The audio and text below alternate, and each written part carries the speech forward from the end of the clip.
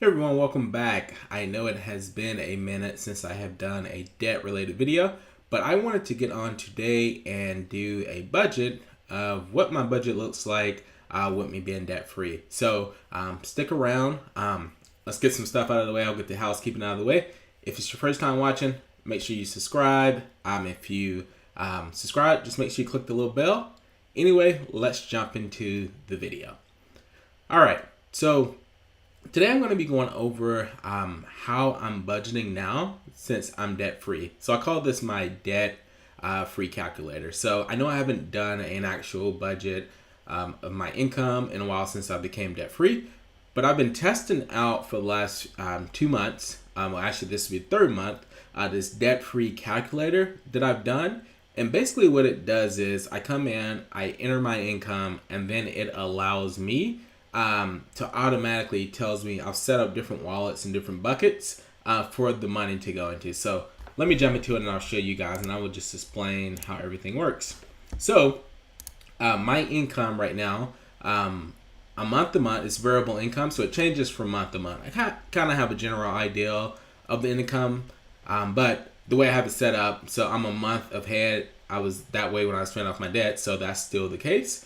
So any money that comes in this month of March will go towards April. Anything that comes in April goes towards May. That keeps me ahead. That way I can budget correctly and it doesn't throw anything off. So let's jump into it. I'm going to show you guys. I'm not going to use actual numbers, just going to use some test numbers just to make it simple. I'll do a couple examples and then I'll run you guys like how this calculator works. And also if you stay around to the end, I'll tell you how you can get access to this actual sheet if you're interested in using it.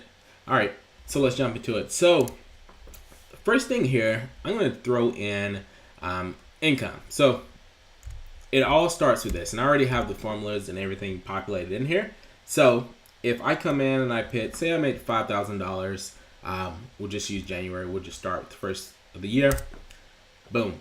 So it's going to automatically populate all how I should distribute my money and where I should put it. So since I'm self-employed, I don't have taxes taken out of my wallet, so I just use 30%, give or take. Make sure it's going to be different. The tax rate is going to be different for everyone. So if you are self-employed, make sure that that you go check and see what your actual tax rate is at. So I put this in just as a test. Try to do even numbers just to make it easy.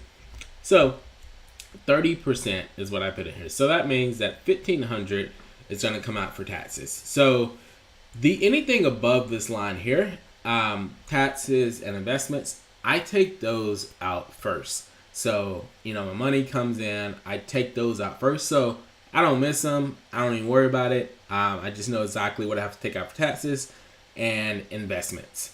So for investments here, I take out 20%.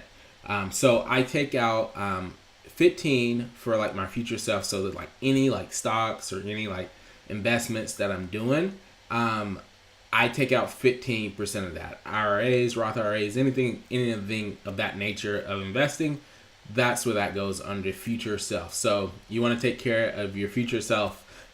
Also, I have in here, the reason I have 20% for that is health. So, a big thing if you want to live longer and you want to have a good life, I think, and you want to continue working and doing well, then health is important as well. So I take out 5% for my health. So whether that's, being a gym membership, whether I, do certain massages or, go to counseling, whatever you want to apply that to, I really think that is good to make sure that you're taking care of health, health-wise. So I take out 5% for health. So let's just recap. So whenever I get paid, I put in the amount of income that comes in. Again, I'm using whole numbers just for the example. And then I automatically know how much I need to take out for taxes and how much I'm going to take out for investments. And for these accounts here, these wallets or buckets I have here, I have actual accounts set up for these specifically. So the taxes and my investments account, they're in another bank from my main checking account. I have them put away. I have it that way on purpose, so I'm not tempted to see it or I'm not tempted to touch that money. So I have it there. So I put them there in their own savings accounts. I use Ally Bank. they're online bank only, but like they've really like, as far as like technology and stuff, they've really been up to date. Great customer service 24/7. Never had an issue with them. I had an issue the other day with someone was improperly charging one of my accounts without my permission.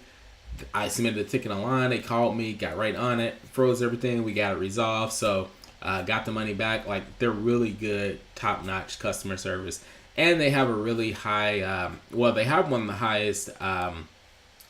Tax savings or interest rates for savings accounts. So like a normal bank, I think like my other bank, it's like point something.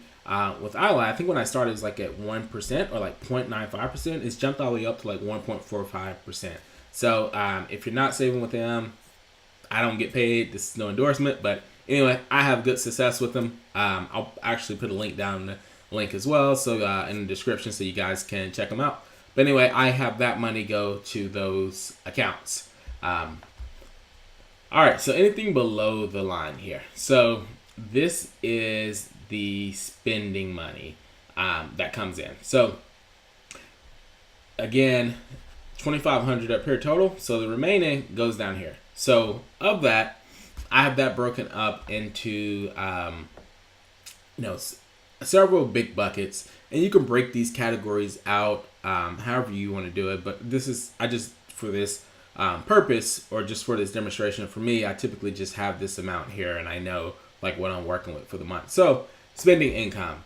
So this is after taxes has been taken out. This is actual money that I have. Again, if you're not self-employed, I know the taxes and stuff may not be the same. Depending on what you're taking out, you may be taking out more than more than you should, and you get money back, or you may be taking out a little bit less. So again, you have to go in and check your tax rate and use that. You can still use that formula. If you don't need it, you can totally get rid of the tax part and just go straight, just have the investment part up there and then go to the spending income. But anyway, let's jump back down to spending income.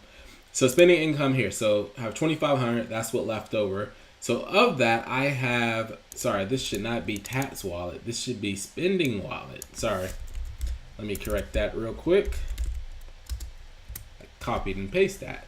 All right, so this isn't the actual one I use, but it's the exact same formulas and stuff that I use. So spending wallet. So 80% of the spending income here is what I'm using for that. So I have it broken up in two categories. This is living expenses. So of the living expenses, of the 80% that we have here, this is living expenses is 75% of that 80% of the spending income that I have here. Sorry if this is confusing. The formulas are in there, so you don't have to worry about calculating. Just plug it in. Like I said, I'll have a link at the end of this video to show you how you can get this sheet. So 1,500 there, which is 75% of this 80. And then I have anything that goes on living expenses. So that's going to be like my big expenses, like my mortgage, any like my electricity, water, groceries, like anything that I need to live. Like I gotta have those like necessities to live each month.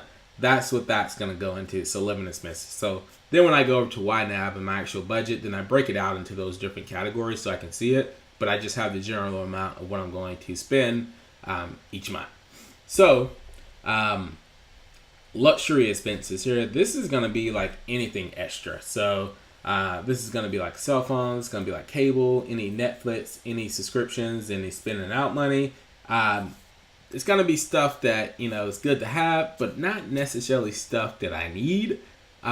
So that's where luxury expenses go. I do have internet though under living expenses because I work at home and I have to have the internet to work. So I cannot live without the internet. So that's why that's under living expenses. But anything else, stuff that I can live without, that I don't necessarily need, but I have, that goes under luxury expenses. So that comes out to about $2,000 if I bring in a month where I bring in $5,000.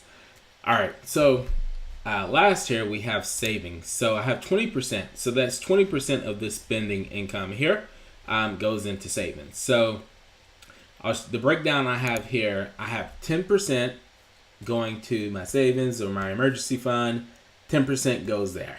And then I have learning here. So this is for any like courses or any learning, any books. Like always in my field, like I always want to learn. Even when I was, W-2 employee, like I still wanted to learn. And I think the biggest investment that you can make in yourself and where you can make the most money or like grow the most is investing in your brain, investing in your knowledge. So I always want to put money aside there. So I'm always having money for learning. And then the next thing I have here is just this is 5% and this is 5% too. You can break that up however you want to break it up to 20%. If you want to add another category in there, definitely be able to do that. So dream is just like, primarily just like vacations or any trips or anything that I want to take. I have that money going there. So this is the breakdown, an example of how I'm doing my budget now. I'm still in the testing phase, but right now, like I wanted to share with you guys because it's working really well for me. Just allows me to come in, like I say, I'm a month ahead on my income, but even if you're not, you still can plug it in. I come in, I plug it in, and it tells me exactly where to put the money. It takes the thinking out for me every month, and it also gives me, again, the freedom to go spend in different stuff, like a luxury. So if I have money left over in my luxury expense and I want to go buy, some clothes or something, then I can go do that. Or, I know how much I need to eat out or whatever.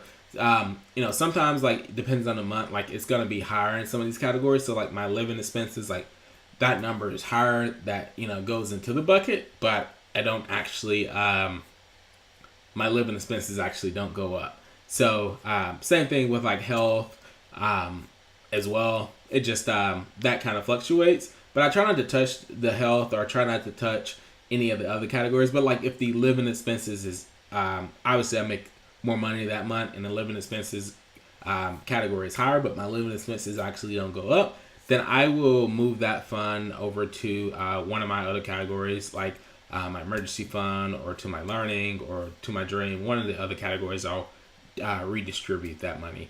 But anyway, I hope this is helpful for you guys. Let me know. I just want to give you guys some insights of how I'm currently budgeting, just kind of the breakdown. Again, these aren't actual numbers, but this is how I go about budgeting now since I'm debt free. So if you guys have any questions, any comments, I'm curious to see your feedback. Also, if you guys want me, I'm thinking about doing like income reports each month, maybe not my actual budget, but doing like an income report of what I'm bringing in each month with my business. If that's something you guys are interested in, especially if you're thinking about, creating a side hustle or you're thinking about, starting your own business, you kind of just want to see how it is like behind the scenes, like I've done with my debt journey, please let me know. And I will be sure to, if I get enough feedback or get enough likes or enough comments, then I'll start doing those. Anyway, thank you guys for watching. Again, this is Lewis here with Enough with Debt. Thank you guys for watching. If you have any questions, please drop them in the comments below. Have a good one. Peace.